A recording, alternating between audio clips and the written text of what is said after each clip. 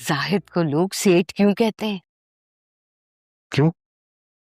इसलिए कि कमाई करता है, उसकी जेब में पैसे टिकते हैं, लोगों पे बहुत रोब है उसका।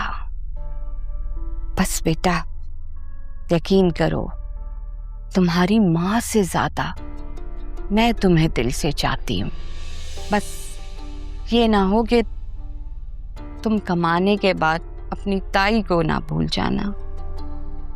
कैसी बात कर रही है ताई अम्मी, मैं आपको कैसे भूल सकता हूँ? और ये जो तुम्हारी माँ रोज तुम्हें ताने देती है ना, उसके भी दांत खट्टे हो जाएंगे।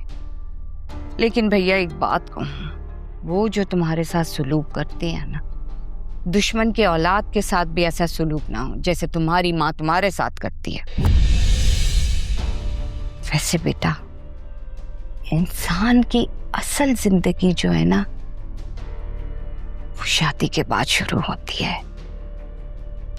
ऐसा ना हो कि तुम अपनी माँ की बातों में आकर अपनी बीवी के हुकूक ही भूल जाओ। ताई अम्मी, मुझे शरीयत का अच्छी तरह पता। हाँ, मैं भी कौन सी गैर शरई बात कर रही हूँ। तुम्हें तो पता है कि सास बहुओं का कैसे झगड़ा होता है। अब शादी के बाद सासें जो हैं बहुओं से क्यों जलती हैं भला? इसलिए क्योंकि वो समझती हैं कि शादी के बाद सारी कमाई बेटा अपनी बीवी को दे देगा और अपनी बीवी को सारा वक्त देगा। इसीलिए बहुएं सासों को बुरी लगने लग जाती हैं और मर्दों की अलग सर खपाई होती है, ज़हनी टेंशन हो जाती है, मरीज बन जाते हैं वो बेचारे।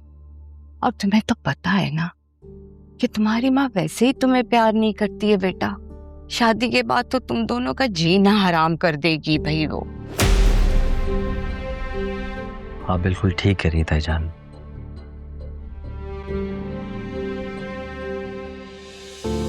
कितनी बुरी बात है ना चाची।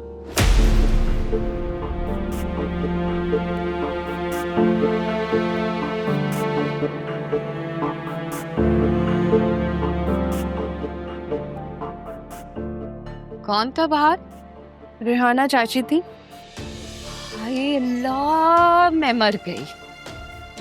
कैसे छुप छुप के ताए भतीजे की बातें सुन रही थी? ये कोई इंसानियत है कि किसी की बात के टोमे लगे रहना? सख्त गुनाह है बेटा, सख्त। समझाओ अपनी माँ को।